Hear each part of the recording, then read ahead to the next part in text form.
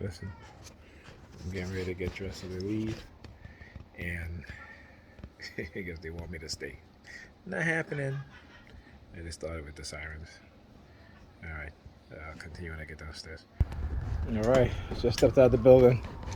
You hear the sirens again. All right, so they were trying to get me to stay the night.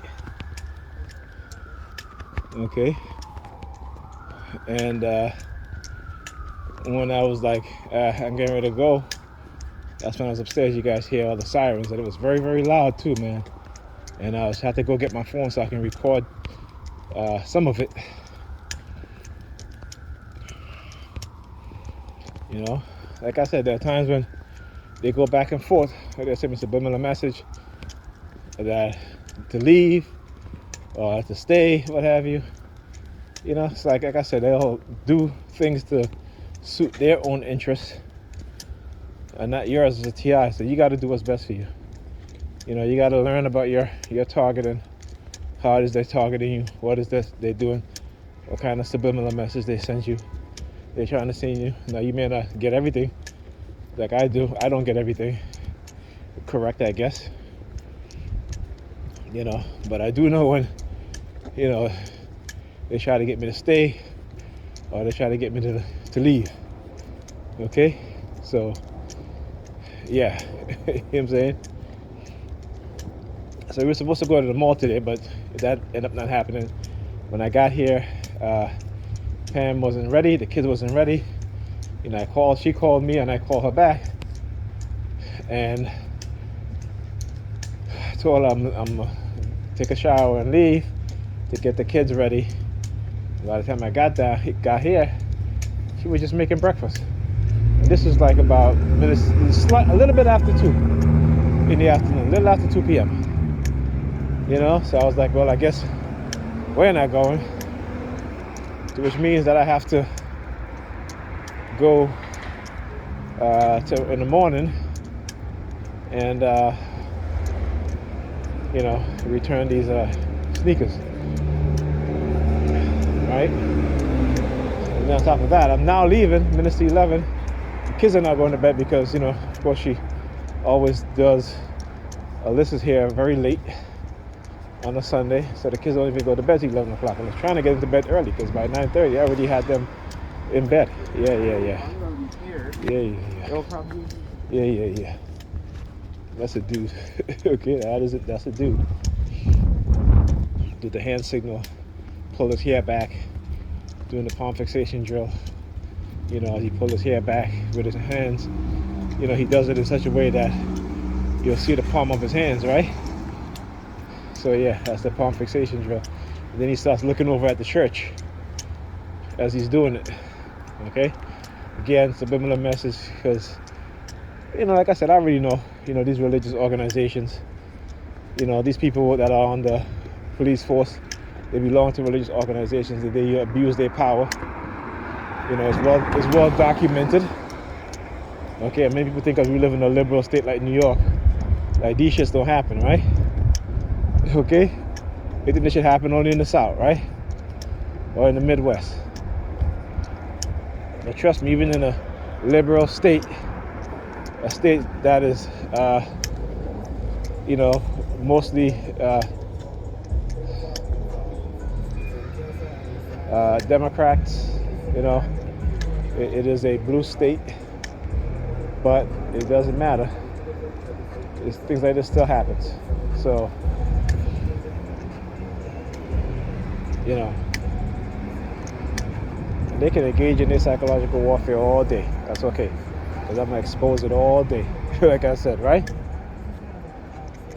So, and apparently they don't get it, and I guess I must not get it either for them. So hey, you know, I guess it is what it is. Oh, yeah, fire trucks, very subtle.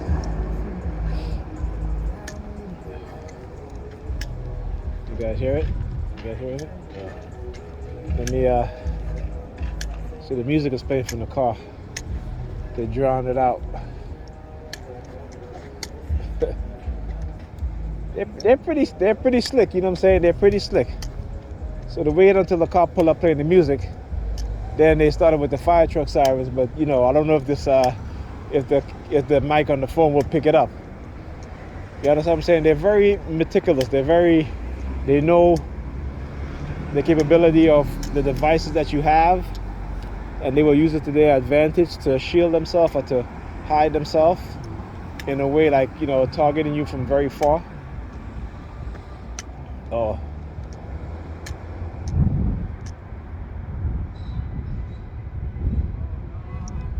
Okay. Still hearing them, but it's very, very faint.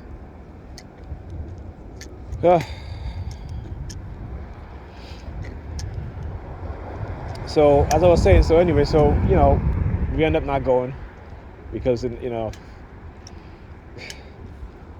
then she gets all dressed up. Well, not all, just her makeup want to go.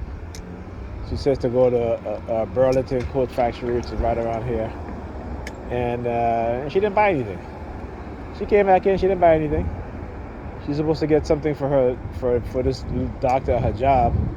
She didn't buy anything at all. So I was like, okay. And this was late too. I'm just like, hey, what time, But hey, whatever. So anyway, it is what it is.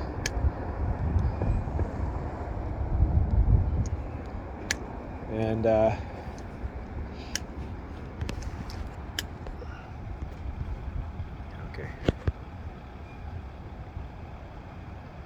Well, look, as soon as I turned, look, if I can zoom in.